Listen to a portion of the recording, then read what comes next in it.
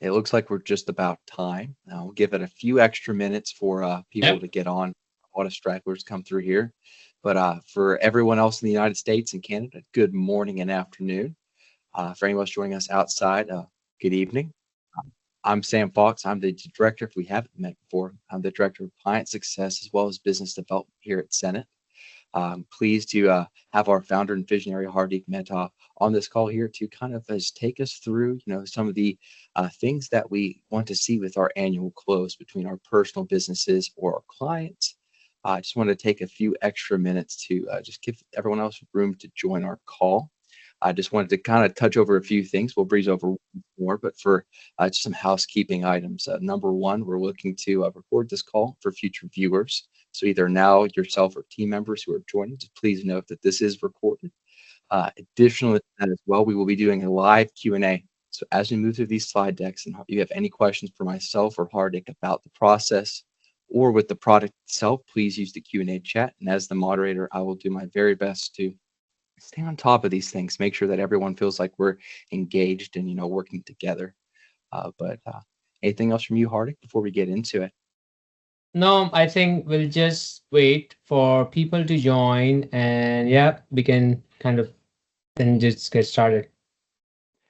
And I kind Excellent. of maybe like wait for a minute or two, and then we can talk about some of the things like the purpose, what you will learn, and we can then go from there. So just set up some sort of background, and then we can go from there. Absolutely. And while we wait, I'm going to see if I can put a poll in chat.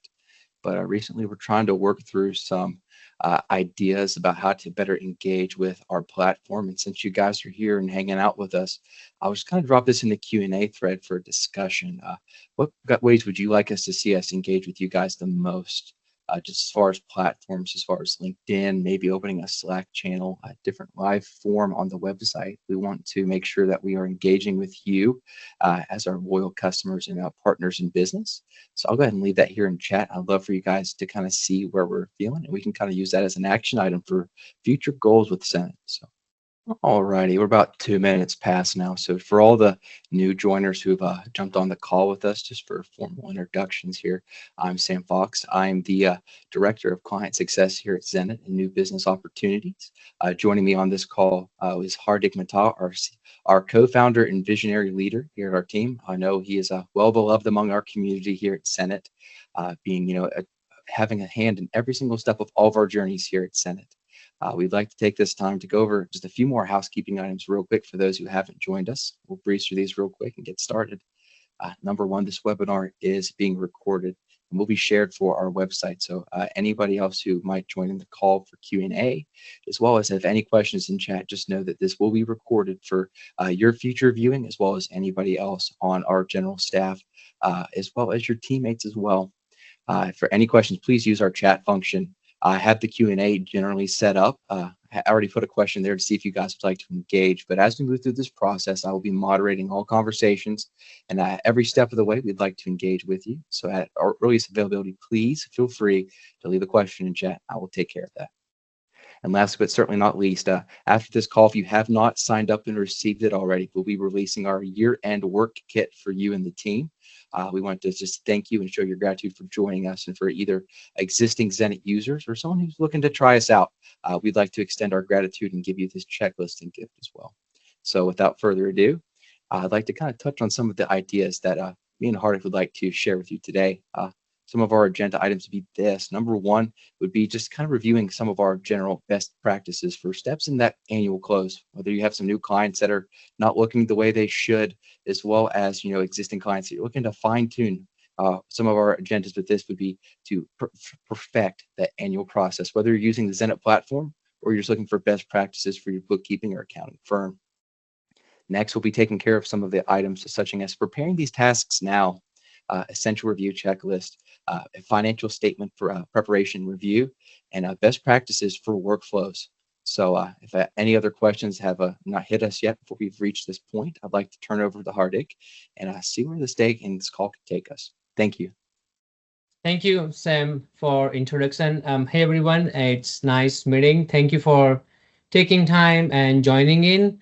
I really hope that we'll be able to share some valuable insights that you guys will find it really helpful. Now, any questions, feel free to leave them in Q&A. We have quite a few team members who have joined from our team, and they'll kind of help you answer those questions. Now, just a little background about me. I'm also an accountant, and in my career, I spent more than 12 years doing accounting for a lot of our clients, right? And I do know that it's really a painful process managing the year end close, especially there's a tight deadline and then all the clients come together. There are so many accumulated open items that we were never able to resolve. So the idea behind this webinar was to getting prepared for the year end so that we can have a smooth year end. Now, there are a lot of best practices that we'll be sharing in today's webinar. And yeah, like let's just get started. So I'm going to share my screen. So let's just quickly understand what are the major steps involved with the year end close process, right? So if you look at, let's just say if we decide that we wanted to close the year for 2024, right? There are a few things involved. One is the reconciliation of the major accounts like bank accounts, credit card accounts, loan accounts. Then we have to make sure that the numbers for the previous year, which is 2023, should match with the books, right? The cleanup that takes care of like any bookkeeping issues like uncategorized transactions, or if there are any coding errors, or if there are any transactions without vendors. So it's more like a general cleanup that we do as a part of the year-end cleanup. Then the adjusting entries. At times, we do not make certain entries until the year end, like depreciation entries or amortization entries, some accruals, some prepaids, right? Then we also go through the review of financials, where we literally go through every single balance sheet account and profit and loss account to make sure that all the numbers that we have in our books are showing the accurate picture. And the final thing is we create the year-end package. So like based on our experience, these are all the different steps that are involved with the year-end close process. Now, like there are a lot of steps that we can actually take ahead of time. We don't need to wait till the year for the year to end. In fact, we can literally plan all of those steps ahead of time. So let's just say right now, today it's November 13th, and there are so many, let's just say, uncategorized transactions, right? Or there are so many, like even the coding errors or some documents that are missing. In fact, we can plan all of those things ahead of time and we can start resolving them. Now, one of the things that have really helped me is getting prepared ahead of time so that by the time, let's just say, we really starting to work on the year-end review, most of the things would have already been resolved. So let's just say uncategorized transactions. If there are any of them, I would try to push my client, would try to set up a lot of weekly or bi-weekly calls and try to get feedback as soon as possible, right? Another thing that we could do is more like a like intermediate review for profit and loss or balance sheet real quick and see if there is anything that we can resolve. For example, GL analysis, right? If there are any coding issues, we can fix it right now. If there are any transactions, let's just say missing the vendor name, we can fix it right now. In fact, if we look at the accounts payable, account receivable, and if there are any customers or vendors showing some old payables balance or receivable balance or some negative balance, we can actually bring it to a client attention, start getting feedback, and we can start making adjustments. So things like this do not really want us to wait for the year end, right? So we'll have to figure out like, hey, what are the things that we can plan ahead of time so that we can take care of those things, right? So this particular thing has really been helping us. We used to create a list of specific things for a client, and that way we could actually manage all of those things even before the year end close. So I think this is a very, very important piece that we should do.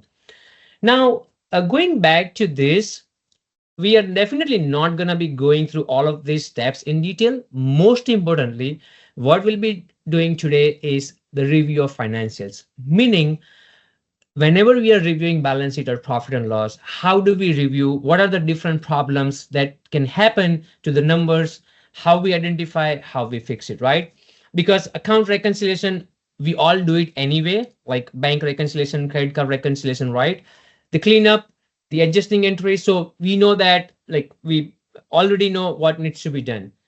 In today's webinar, the main focus will be to review all these different accounts, or different account types rather, where we literally, like, do a deep dive as to how all of those things need to be reviewed and need to be managed. All right. Now I'm actually gonna shuffle my screen.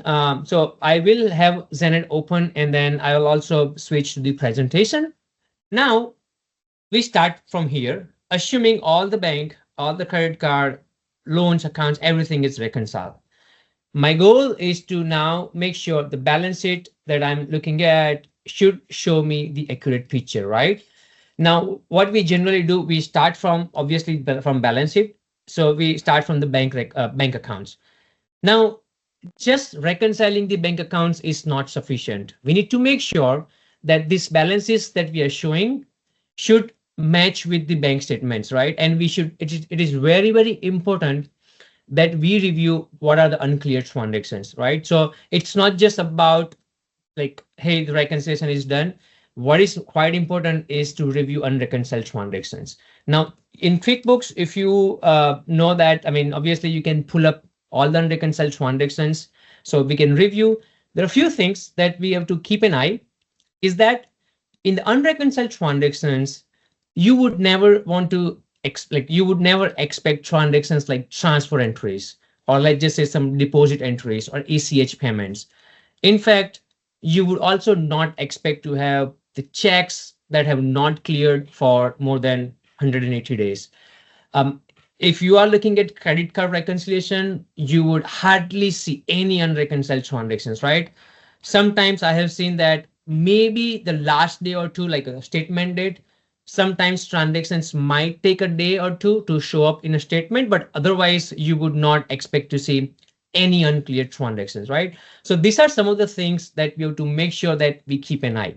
Now, if you guys are Xenett customers, there is a review point that kind of gives you unclear transactions across all the accounts on one screen. So, like, for example, in this case, bank account, I can clearly see some of the transactions like Amazon, and let's just say some deposits should not remain unclear, right? So as an accountant, I need to make sure I kind of clean this up. Okay. So all we have to make sure at the end, the unreconciled transactions, it should only show those transactions that we expect to remain, that we expect to get cleared in the future period, right? Now, one of the things that we also do here is that in case if the transaction has cleared after, like, after the closing period, which is like, just say after December, we even kind of remove it from here. So it's like, if you're working on December close, if any transactions is cleared in January or February, we will not even show it to you, because those are anyway genuine transactions. So these are only or purely those transactions which have not cleared as of today, right? So it is very, very important to review all these unclear transactions, and we have to just resolve them. Okay. Now that's like mainly for the bank accounts, right? So to kind of summarize, all we should expect is only those, most likely it's going to be checks that we expect to get cleared in a future period. Otherwise, we should generally not expect to see any other transactions. Okay. All right. So that's that. Now let's just also, while we talk about bank and credit cards, we can also talk about the cash accounts. Now it all depends on what kind of business it is. Based on that, we can say, like, whether there is a cash involved or not at all. Now, in case of cash, generally, I've seen where we get confirmation from client, where we could, client might just confirm that, hey, this is how much cash that we had, and we just reconcile with that. Unless if there is a, like, a restaurant client, or some sort of retail clients where there's a point of sale system in place, we can always reconcile with some external system. Okay. So the case is pretty straightforward. Now, one of the things that I used to do in my time, like, I used to export this balance sheet in Excel, And then for every single account, I would just put some sort of note for me, or I might just use some sort of tag, right? So like I would say, if I'm all good with this account is totally clean, there is no question at all, I might just say, hey, this one is verified, right? And then let's just say if this particular account is negative, I might just say, hey, I need to review or discuss this particular account. So these are the things used to help me and my manager in a past, where like we were able to kind of clearly define what accounts require review and what accounts are totally fine, right? So again, in case if you guys are doing some sort of things in Excel, that's great. If not, this has been helping us. So, okay. Along with this, what is quite important is that we also make sure that we have a supporting system, supporting documents for all, like each and every account. So if I am reconciling the bank account, I would attach the screenshot from the bank statement here, right? I would also attach the screenshot of uncleared transactions here. So that way, if anyone else is reviewing here, they don't need to spend the same amount of time checking the same thing. Like you can easily find like the screenshot handy where you can like literally match the balance as per books, balance as per bank statement. And if there is any difference, you can always open up the uncleared transaction report, quickly see what are the uncleared transactions. So this has also been really helping us. In fact, we'll talk more about it, but when we actually create the package, the year-end package, I'll also show you the example for that. And when we send it to the CPA or like a text preparer, this used to actually help us a lot because it used to avoid lot many questions from our CPAs or text preparer, right? I'll kind of also show you in like later in this webinar as to how we used to prepare that. Okay. All right. So that's that. So now let's also talk about the clearing accounts. It all depends on what kind of clearing accounts that we are using. Now let's just talk about the merchant clearing account. The most common ones that I have dealt with is a Stripe. Now, let's just say if I'm looking at the Stripe clearing account here, the balance that I would expect as of December 31st should be the balance that should get deposited in the month of January, which is like a very next period, right? That should be the only balance. So again, as a like a working paper or as a backup schedule, I would expect to see list of payments that should generally be dated last few days of December. That should make up the balance, right? So that should be my checkpoint to confirm that this balance that I'm showing here is the correct one, right? Now there might be some clearing accounts like a bill.com clearing account, and again it all depends on what kind of clearing accounts that you guys have, and based on that you can build review points. Now, one of the thing we used to have was like generally we used to follow a checklist. Like, so let's just say for bank account, I might just say, hey, I wanted you. So when you click on it, you can actually build a checklist. Like, hey, I need you. Let's just say um, check this point, this point, this point, right? So no one has to remember that, or no one has to rely on their memory. In fact, we have a standardized checklist that we can follow for all of those accounts. In fact, I do have them on a presentation here, which will also be sharing with you as to what kind of points that we have to keep an eye while reviewing stuff. All right. As I'm speaking, I'll also quickly check Q&A here and there just to make sure kind of covering if there are any questions as such. All right, so that's that. Now, while we talk about the bank accounts, credit card accounts, I'll also talk about the undeposited funds. Now, you guys know that undeposited funds in QuickBooks, right? So ideally, again, we should expect here the balance that should get deposited in the next period, right? Now, we do have a review point in Xenett that gives you an idea as to what makes up like the undeposited funds balance here, right? So ideally, they should only show the payments of the last few days, right? In this case, if I'm looking at the breakdown of what makes up my balance as of December 31st, I do see some transactions from March. some transactions for from November. This transaction, I mean, these entries should have been deposited a while back. This entry should not be staying like here in the undeposited funds. So again, I then need to investigate and find out like why this was not deposited, or whether it was deposited but entered like in a duplicate, like it was entered in a sales directly, right? So again, at least I know that what transactions are in problem, and I then need to investigate further, right? So that's how we need to keep an eye like with the undeposited funds. The only balance I would expect in this account is probably the last few days of the December month, which again should get deposited in the next period. All right, so that's that. Now let's just talk about accounts receivable and accounts payable. I mean, there are so many common points in this account receivable and accounts payable. So I would just cover both of them together. Okay. All right. The way I would always look at the account receivable or accounts payable is I would pay attention to I will always open this report as of current date, because I want to find out like what is the status for each customer as of today's date, right?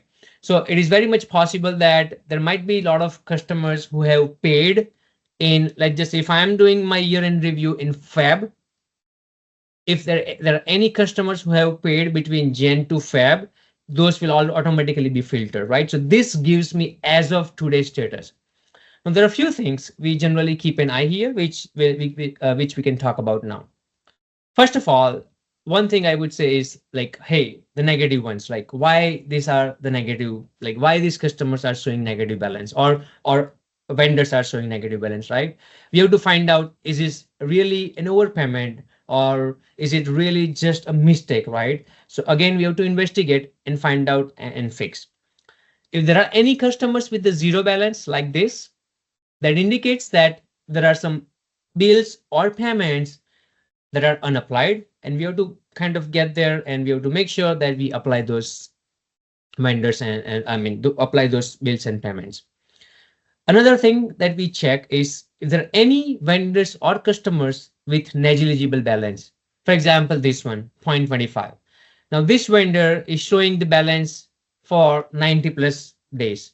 I mean, obviously, we're not going to be making payment for that. So if there are any such vendors very negligible, again, we can consult with client and we can write them off as well, correct?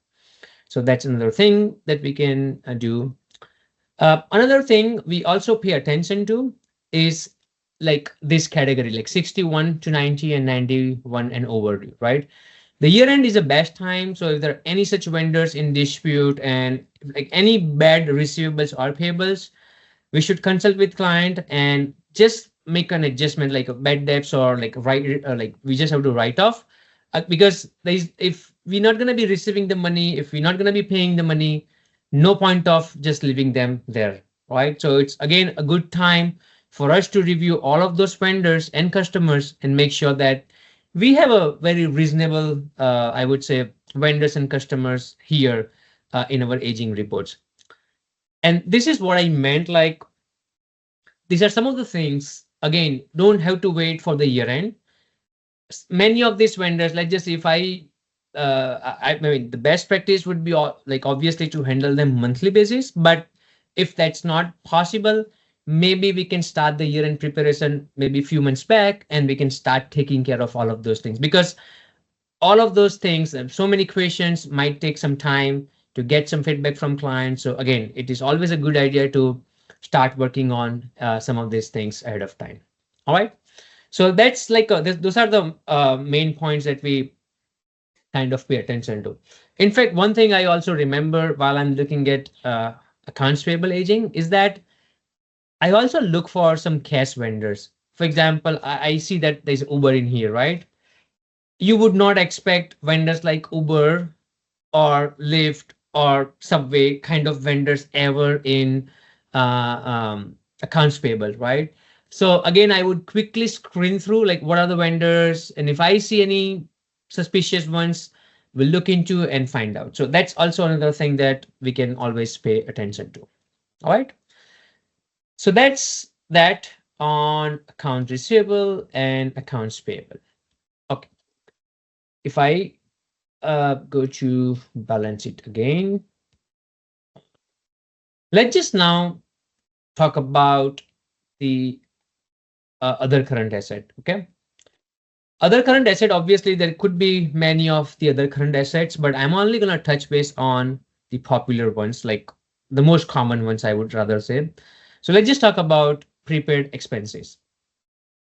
Now, prepaid expenses, we would generally check two things mainly. One is that if there are any possible prepaid expenses, right? So like if you look at the accounts like insurance on profit and loss, or or some sort of software subscriptions on profit and loss, right?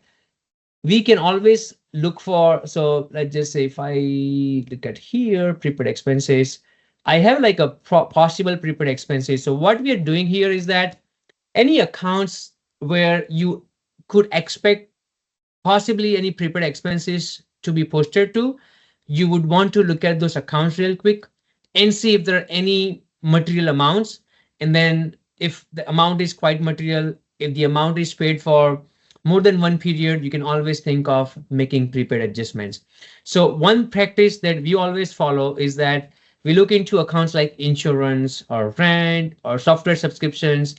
We look into that and then we will see, hey, anything that is more than $2,000, and if it is for more for like for multiple periods, we will find these transactions and we will then make the prepaid adjustment. So that's one thing that we do. Second thing is that the existing, like the running prepaid expenses, we also have a schedule that we manage, where it literally tells you that, hey, this is the prepaid expenses, this is what it was for like a period, this is how much we have recognized, this is how much you have left. So that way you have an exact breakdown of what makes up the prepaid expenses balance, right? So these are the two things that we generally do, where if there are any running prepaid expenses, then in that case, we make sure that the proper recognition entries are done. And if there are any possible prepaid expenses, then we again make sure that we make proper recognition entry for that. But at least I would never expect this kind of situation where you have the same prepaid balance across the months. It can never happen. Ideally it should show the decreasing trend unless you have added more prepaid expenses in a particular month, right? So that's all you would generally be checking in case of prepaid expenses, right? I have also seen this account which is employee cash advances. Now again, like if you are handling advances through payroll, it's totally fine. I mean, all we have to, one of the common mistake that I have noticed is that advances, whenever we pay, we just directly book it as expense, right? So it's like one of the checkpoint that we have is that if I'm recording payroll through, let's just say, journal entries, then I would only expect journal entries in my payroll expense accounts. If I see any check payments directly recorded to my payroll account, it could be for reimbursement, it could be for advances. So again, we review those accounts that way, right? So with the cash advances, one thing that we do, like one of the best practice that we follow, is that whenever like all the transactions that we have, we make sure that we assign the proper name here, right? So that way, if we wanted to, let's just say, filter it out or group it by a specific people, it's very easy to do that way, right? So we exactly know who owes how much. Like, hey, for example, Joe's, this there's an advance here done in August. There is no kind of we have not received any money back, or we have not deducted any money from that. It's not that common. So again, we have to look at, have we done any mistake? Like, have we just adjusted our expense accordingly, right? So if I'm looking at information like this gives me some idea that, hey, this one is quite consistent. Like we give him 1200 advance, 200, 200, 200. So we have been recording the deduction accordingly as well, right? So again, it's a good idea to put the name to each transaction in this account so we can easily track who owes how much. All right. So that's on the cash advances. All right. So And that's Hardik, like, we're getting a little close to time here. So, real quick, before we again hold everyone else a little bit hostage, I'd like to take a few minutes, number one, to point you guys to the Q&A section. I left a few questions open to current discussions that you'd like to ask Hardik, as well as us to take into consideration after the call. Now's the time for you guys to engage us, whether it's regarding the year-end close with the Xenett platform. What are some best practices? What features you just would like to see engaged with? And while you guys take a second to see the report section and answer some of these questions, and we can start teeing up for Hardik.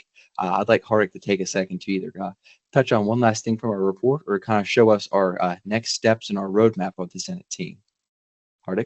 yeah, perfect, Sam. Thank you for jumping in. All right. So let me just quickly find my presentation. All right. Now let's just talk about the fixed assets real quick. Now with the fixed assets, there are a few things that we generally check. Any new fixed asset addition, we want to make sure that we have proper documentation for that, right? So the way we generally check is that, especially in case of Xenett, we do have some review points that can also help you find. You can create some custom review points and find if there are any new fixed asset purchases missing the attachment. We would want to get that because sometimes clients buy fixed assets on loan and we only get to see the amounts that was actually paid through our bank account, right? We may not see what was financed, right? So it's always, I would suggest that it's always a great idea to have a documentation for every new fixed asset purchases that we buy. That's one. Second thing, if there are any transactions in fixed assets that are less than a threshold limit, which could be $2,000, $3,000, depends on the nature of client, we would want to look at those transactions and decide if we want to expense them out.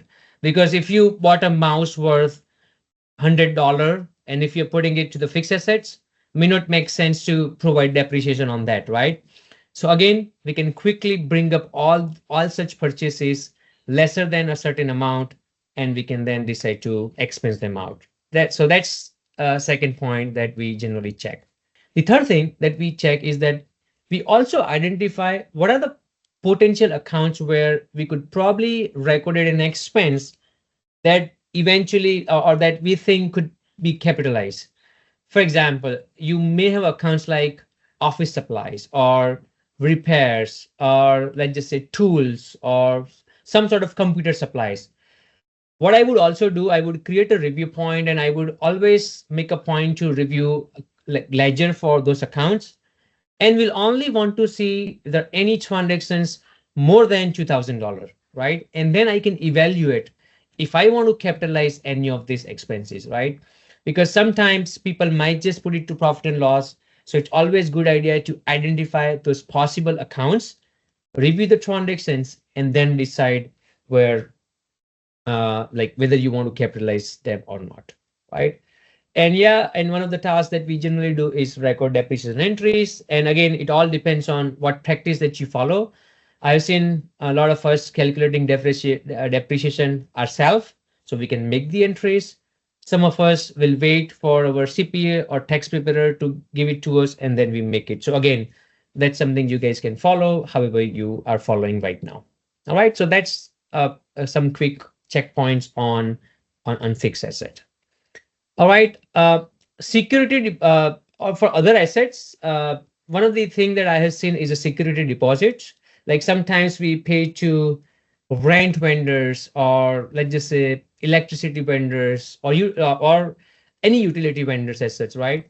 So with that, all we would generally expect is this balance of this account should generally remain same unless you have paid any additional vendors for any security deposits, right? Otherwise, the balance in this account should generally remain same. All right, so that's that. We took care of accounts payable as well, along with account receivable, so we are quite good with that. We also took care of credit cards, so we're quite good with that. Now let's just talk about the current liabilities. As a part of current liabilities, there are a few things that we would like to discuss. Some liabilities on a payroll side, like I mean, I've seen where there's payroll clearing accounts or payroll tax liability. And then we'll also talk about payroll accruals as well. Okay. And then we'll also talk about sales tax or GST in case if you are dealing with that. Now with the payroll, I have seen like with most of the payroll, we generally use third party agency, whether it's ADP, Gusto, QuickBooks, Paychecks, or those people, right? Now, ideally, all we should expect here at the December end, whatever, let's just say if there's a clearing account that we are saying here, that should generally be the last payroll. So like let's just say if your payroll is like the pay date was let's just say 5th of January. The only balance that you would expect in this account would be as of December 31st, right? Because that should generally get paid on a very next month. So ideally, the cross check that I would say is like I would expect this account to get nullified if I'm looking at this in January, right? So the only liability I would expect here would be the one that is getting paid in first week of January, right? So it all depends on what payroll cycles that we follow. So again, it's very, very important. I mean, like if there are any balances that are accumulating here, like since months, it's a very important thing that we look at those transactions, identify like what are the transactions causing this balances here in this account. We need to review and we need to make sure that at the year end, it should only carry the liability that is real and that's gonna get paid in the next period, right? Same thing with the payroll tax payable. Again, we already know with all these agencies like ADP or Gusto or all those, we already know what is our liability as of December 31st. So it is very, very important for us to reconcile the liability amounts from our books with those reports, right? Now, most times I have seen where like if we are, let's just say if I'm closing these books somewhere in January or February, those liability may have already been paid. So if I'm also like what I will also do is that while I'm looking at December balance sheet, side by side, I would also quickly check the transactions of Jan and Feb, assuming the banks are reconciled. And I will also cross check, are this liability really getting paid in Jan 2025 or Feb 2025 or not? So that way we can also cross verify as well, correct? So those are some of the things that will just keep an eye with the payroll. Now, I have also seen a lot of people doing accruals as well. And one of the accruals is payroll. And especially where like let's just say if it's a bi-weekly payroll or weekly payroll, and then you have some days of December in that pay cycle and some days of January in that pay cycle. I have seen a lot of clients that are very, very particular about the expenses that they're showing in profit and loss. So they would also do the accruals based on the number of days of the pay cycles, right? So that way, if the entire payroll is actually getting booked in January, I would then have to accrue the payroll for December days. So again, we'll have to figure that out. So again, it all depends on client by client, but this is also one of the things that we keep an eye whenever we are doing accruals. Now, as we are talking about accruals, payroll accrual is just one of them. Another thing that we will also do here is if there are any expenses to be recorded. So like we run this report called GL consistency review, and then we also look at this by GL. So this gives us some idea like for each account and by each vendor. So if I'm looking at this like accounting phase, generally I have this expense every month, and this month it's missing. So I can then find out like why it's missing.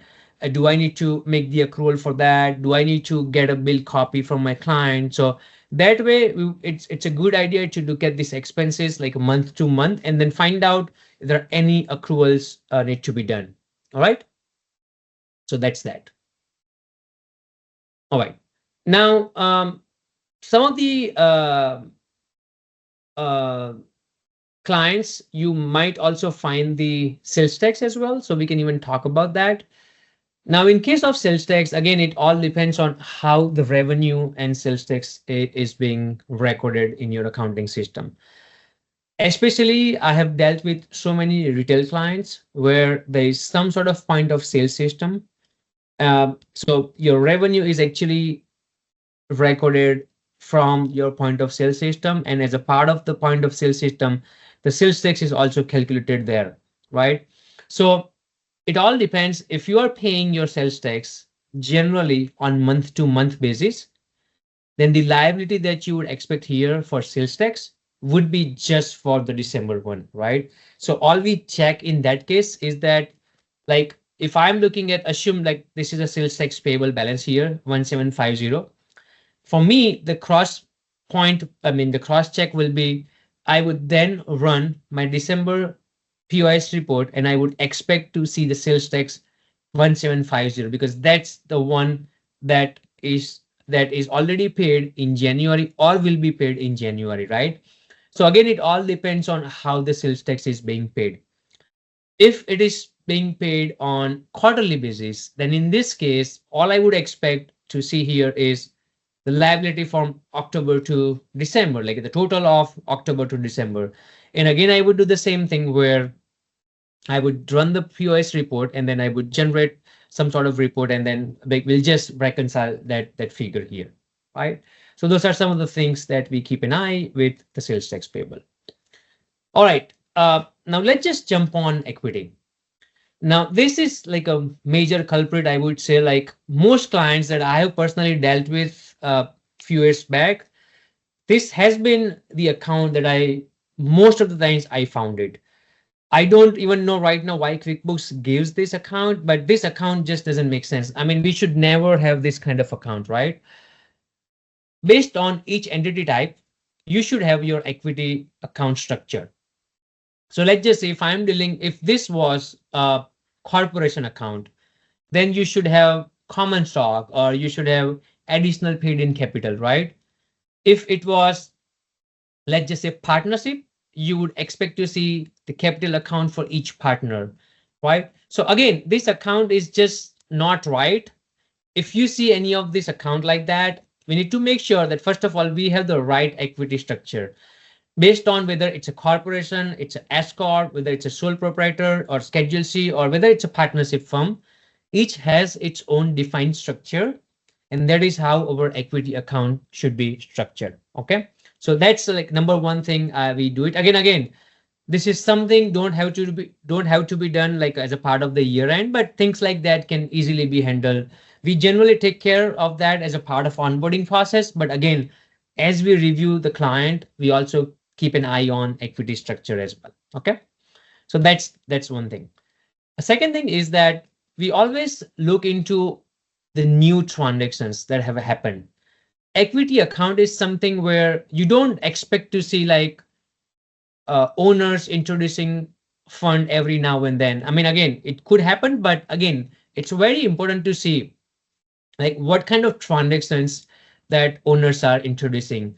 I have seen where at times like I we notice some random amounts like 4,575.89, something like that. I mean, like if the owners are, let's just say, introducing amounts, you would never expect to see such random amounts. So again, there were a lot of checkpoints that we were checking, that we were saying like it was a sales deposit recorded as equity, right? So again, we also look at the transactions amount. We do not expect to see like $50 deposit here or $75 deposit here, right? So again, things like that, we can always open up these transactions and then find out, are these really transactions related to like a new capital that they've introduced, right? Now, just like that, if there are any withdrawals here from owners, right? We also pay attention to that, like what kind of payments are recorded here. Again, just want to make sure there are no business expenses recorded as withdrawal in equity, right? So these are some of the things that we keep an eye when we review the equity structure. Okay, so that's like a very high level overview on balance sheet. Now, as I was speaking, one of the practice that has really been helping us is attaching some sort of working papers for every single account. Now, wherever possible, let's just say if you are dealing with some third party evidences like bank statements, credit card statements, loan statements, any contract copies, we should attach the screenshot. Accounts like prepaid expenses, accruals, we should have some sort of working that justifies these numbers, right? The third thing that we could think of attaching is the accounts like inventory or let's just say cash on hand. Sometimes clients are the ones who are confirming. We should also do that. If there are any third party applications like POS, like point of sale system that we are relying on, we should also think of attaching it to the accounts like sales tax payable. In fact, for payroll, we might just attach something that is helping from payroll processing system, right? So all we try to do for every single account, we need to have some sort of working papers attached to that. So that way it makes life easy for like our internal purpose, because if I am the one who is preparer on this account, then it would help my manager, because then it would avoid lot many questions. My manager will not have to spend that much time that I already spent reviewing those documents, right? At the same time, when we create this year-end package and then when we set it with CPA or let's just say tax preparer, this will also be very, very handy. All right, so that's on balance sheet side. I'll also open up the profit and loss real quick. I do have it in Excel where I would like to actually go over some of the points real quick with the profit and loss. Now, for each client, we understand how revenue is being recorded, right? So let's just say if I see the revenue is generally recorded by creating customer invoices, correct? In that case, all I would keep an eye is there should not be any deposits or sales receipt directly recorded to sales, because that would mean that these deposits could be the payments towards the invoices, right? So that way I would not. So again, we try to understand the pattern as to how the revenues are being recorded, correct? The another thing is that sometimes I have seen that people are directly recording like sales from the bank deposits. If it is merchant, then again we have to make sure that we are recording it correctly, because sometimes if you let's just say if there are Stripe deposits that we are directly booking to revenue, that would mean that it's net of fees, right? So we are actually underbooking our sales. So again, we have to make sure that we account for the merchant fees. And if that deposit also has a sales tax, then we also have to account for that as well, right? So again, we have to understand how revenue is being recorded. And based on that, we have to kind of keep an eye on this kind of points. Now, one of the other exercise, a cleanup activity that we do is more like a chart of account, like just a screen through, like, hey, what are the different kinds of accounts that we have? If there are any identical ones, we might just merge it. If and one thing that has happened where, especially I have seen where junior people, if they don't find an account like a specific expense, they might just create an account. So again, year end is a good time where you can quickly review chart of accounts and make sure there are only the required ones. Okay, so that's one thing. GL misclassification, like we want to make sure that the transactions are coded correctly. For that, again, if you are using Xenett, there's a review point called GL consistency review. I would suggest that I generally quickly go through this, make sure like what are the vendors coded to each account. So that way, if something is fishy, for example, purchases and I see Slack, doesn't make sense, we'll just fix it that way. So again, it's a good practice to quickly review how all of your transactions are coded, and then you kind of fix it. And then some general points like there are any transactions posted to parent account like legal and professional services. There are some sub accounts underneath.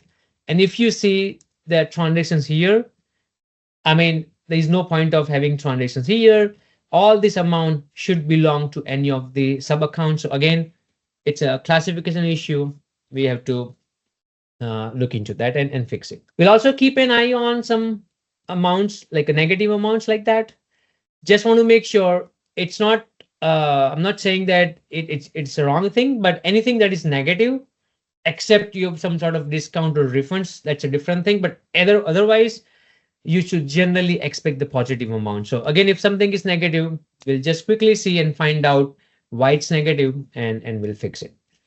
We'll also keep an eye on personal expenses. So if I see, let's just say sometimes expenses like uh, uh, clothes, like someone has bought some clothes or jewelry and things like that.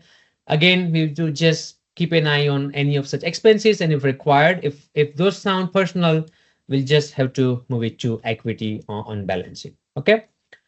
Uncategorized, obviously, I think that we already took care of that. But again, good idea to quickly see there should not be anything in uncategorized. Okay.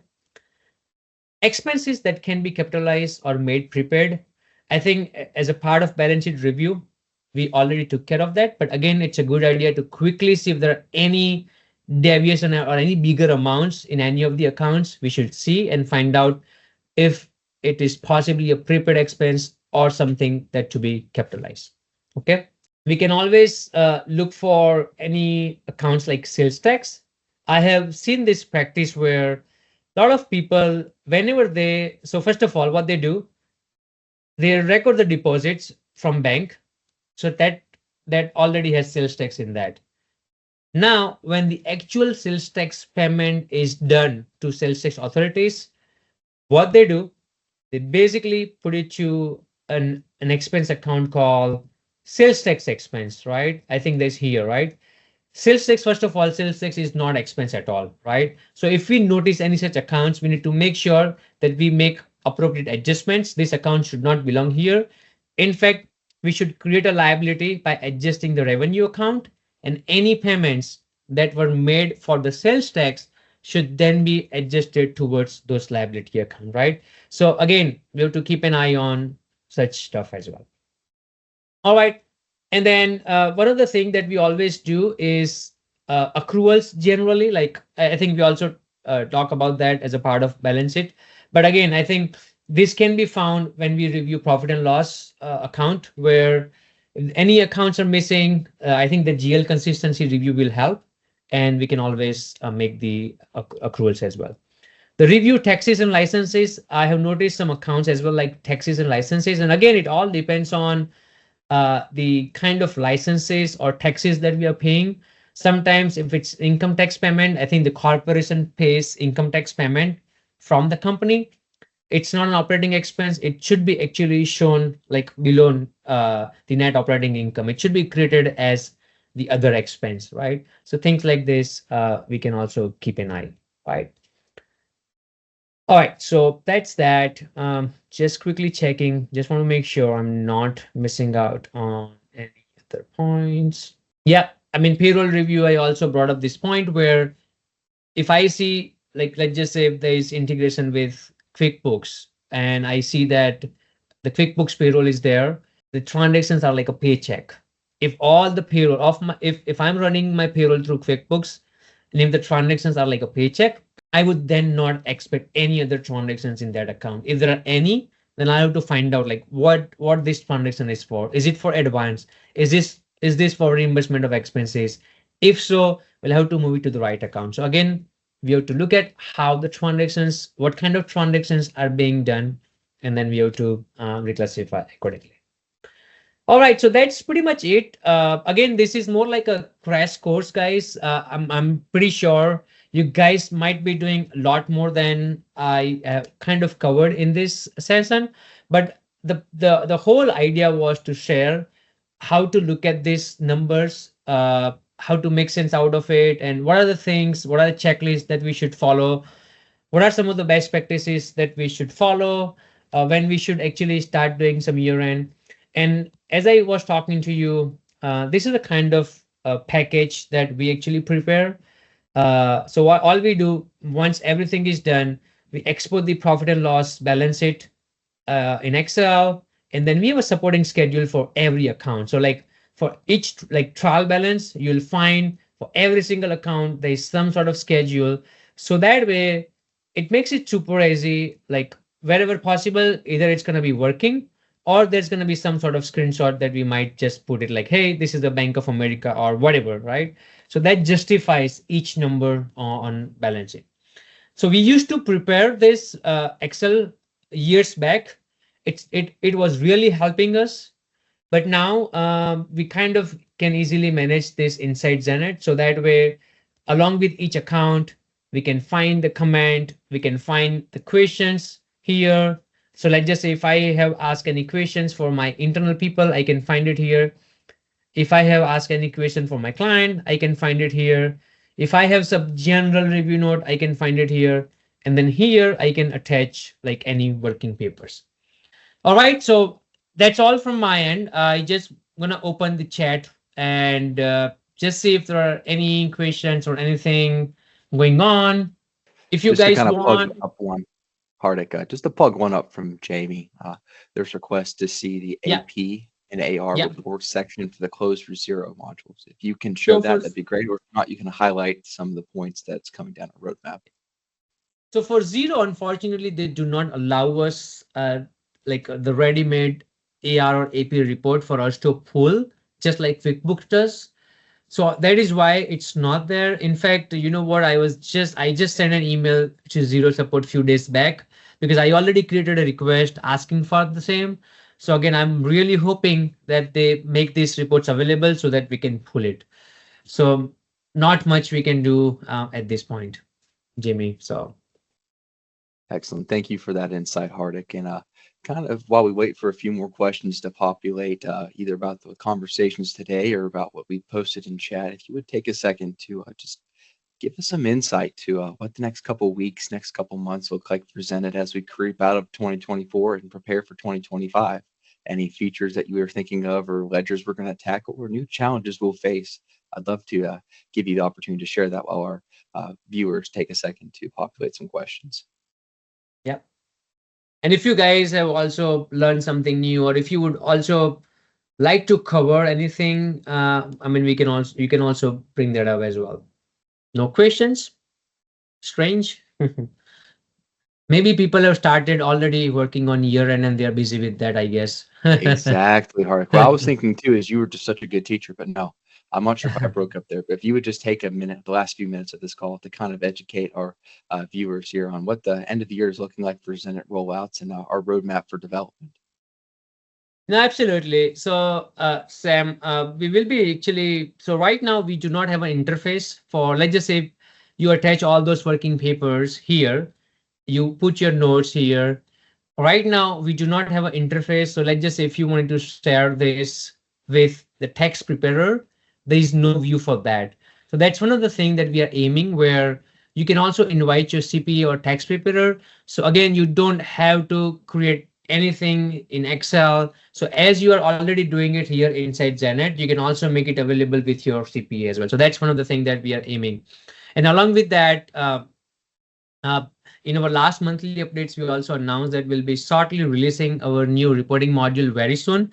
So that will also help in case if you guys wanted to create some beautiful financials package and send it with your client, you can also do that. Yes, Jasmine, we will also be, yep, we can share that checklist as well so that you can start working on year-end closing. Yes. That's fantastic, Jasmine. And just in case for you or anyone else who missed out on the first minute of our call as we wrap up, thank you for your viewership. In addition to the exit survey, where we're gathering some feedback about our next upcoming survey for our poll, we'll be attaching our annual close checklist, both for what we would recommend and attach to your Xenett platform, as well as what you would use in whatever ledger you're using, right? The information we share today isn't just applicable for what you're using for a Xenett workflow, but across all general accounting practices here in the United States and Canada. So if Hardik, you have no other updates or surprises for the Xenett community, I think it's time for us to sign off. Yeah.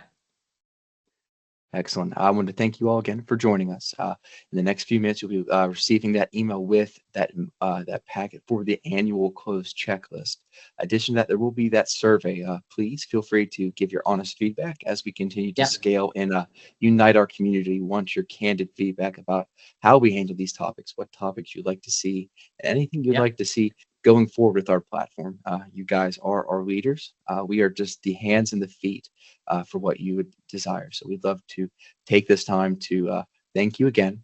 We appreciate seeing you this November. Have a wonderful Thanksgiving, and we'll see you in December. Have a great day. All right, guys. Thank you for joining in. I hope you found it helpful. Thank you and take care. Take care.